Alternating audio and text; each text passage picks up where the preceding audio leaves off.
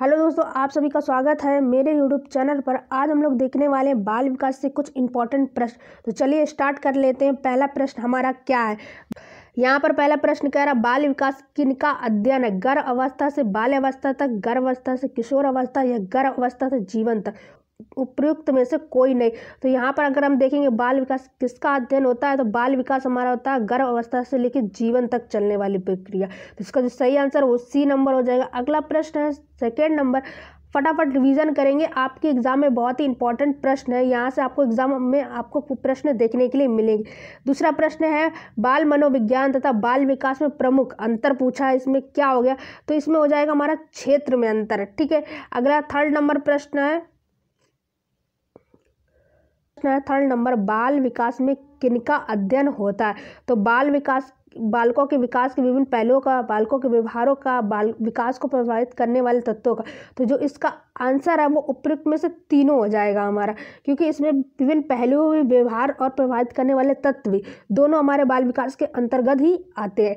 Fourth number प्रश्न हमारा है बाल विकास अध्ययन महत्वपूर्ण है। क्यों महत्वपूर्ण है, बाल विकास का अध्ययन क्यों महत्वपूर्ण है। ये हमारा उचित पालन पोषण के लिए हो जाएगा, या सर्वांगीण विकास के लिए, व्यवहारों को नियंत्रित करने के लिए, या अच्छे नागरिक के निर्माण करने के लिए। तो यहाँ पर जो हमारा आंसर वो बी नंबर हो जाएगा, सर्वांगीण विकास के लिए। ठीक है।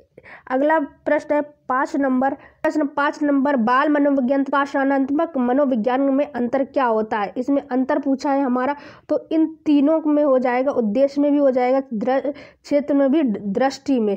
ठीक है। अगला प्रश्न है 6 नंबर, वृद्धि का अर्थ क्या। वृद्धि क्या है, वृद्धि को क्या कहते हैं। आंतरिक से बाहर बढ़ने को, या केवल बाहर बढ़ने, केवल आंतरिक अंगों को बढ़ना, शारीरिक व मानसिक रूप से बढ़ना। तो अगर हम वृद्धि को देखें तो वो आंतरिक और बाह्य अंगों का बढ़ना ही वृद्धि होता है। तो ए नंबर इसका आंसर सही हो जाएगा, आंतरिक और बाह्य अंगों का बढ़ना ही वृद्धि है हमारा। अगला प्रश्न है विकास में होने वाले परिवर्तन कैसे होते हैं हमारे, रचनात्मक और विषाणात्मक। ठीक है।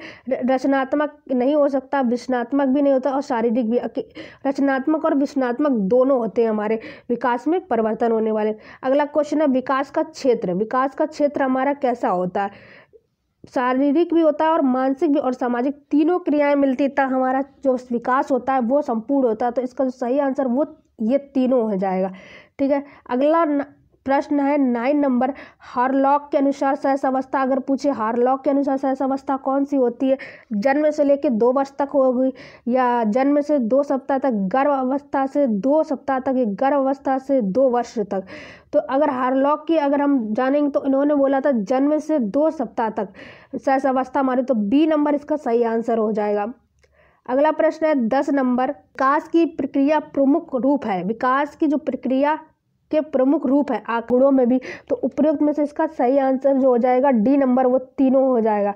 ठीक है। अगला प्रश्न है सहस अवस्था है हमारी, सहस अवस्था क्या है। इसमें पूछ रहा है कि सहस अवस्था हमारी क्या की अवस्था है, आत्मनिर्भरता की अवस्था, या समस्या की अवस्था, या अनुकरण की अवस्था। तो डी नंबर हो जाएगा। इसमें क्या होता है, अनुकरण की अवस्था, बच्चा देखकर ही वस्तुओं को सीखता है। तो ये हमारी कैसी अवस्था, अनुकरण की अवस्था। अगला प्रश्न है हारलॉक के अनुसार बचपन की आयु है। हारलॉक के अनुसार इन्होंने क्या बताया कि बचपन अवस्था की जो हमारी आयु है वो कौन सी है। तो यहाँ पर 2 सप्ताह से 2 वर्ष तक, हारलॉक के अनुसार 2 सप्ताह से अगर 2 वर्ष तक कोई बच्चा है तो उसकी वो बचपन की अवस्था है। अगला प्रश्न है 13 नंबर, पूर्व बाल अवस्था, पूर्व शैलेश अवस्था होती है हमारी पूर्व बाल अवस्था। ठीक है। तो ये याद रखना, पूर्व शैलेश अवस्था ही हमारी पूर्व बाल अवस्था होती है। अगला प्रश्न है हमारा किशोर अवस्था, वह अवस्था जो लगभग होती है, कितनी होती है, 13 से लेकर 21 वर्ष तक हमारी लगभग किशोर अवस्था के अंतर्गत बच्चे जो होते हैं वो आते हैं हमारे। अगला प्रश्न है 15 नंबर, 2 वर्ष के अंत तक बच्चों के कितने दांत होते हैं। 2 वर्ष का अगर बच्चा होगा तो उसके कितने दांत हो सकते हैं, तो यहाँ पर हमारे 20 होते हैं। अगला प्रश्न है पूर्व बाल्यावस्था हमारी कौन सी होती। पूर्व बाल्य अवस्था हमारी कौन सी होती, 2 वर्ष से 5 वर्ष तक, 2 वर्ष 6 वर्ष, या 3 से 5 वर्ष, या बहुत ज़्यादा। तो आपको बताना है कि यहाँ पर क्वेश्चन कह रहा है कि यहाँ पर क्वेश्चन कह रहा है पूर्व बाल्यावस्था हमारी कितनी होती, तो ए नंबर हो जाएगा 2 वर्ष से लेके 5 वर्ष तक हमारी पूर्व बाल्यावस्था होती है। 17 नंबर शैशव अवस्था में रक्तचाप कैसा होता है, कम होता है या बहुत अधिक, ज़्यादा, बहुत ज़्यादा, तो यहाँ पर हो जाएगा शैशव अवस्था में जो रक्तचाप होता है शिशु का वो कम होता है हमारा। अगला प्रश्न 18 नंबर बालकों के शारीरिक विकास सबसे महत्वपूर्ण कारक है, कौन सा कारक है हमारे इसमें? पोषण सबसे ज़्यादा महत्वपूर्ण है बाल विकास में। बालकों के महत्वपूर्ण कारक में देखेंगे पोषण सबसे ज़्यादा, तो इसका जो सही आंसर है वो सी नंबर हो जाएगा। अगला है लंबाई की वृद्धि को प्रभाव पड़ता है, लंबाई की वृद्धि पर प्रभाव पड़ता है, तो किसका पड़ता है?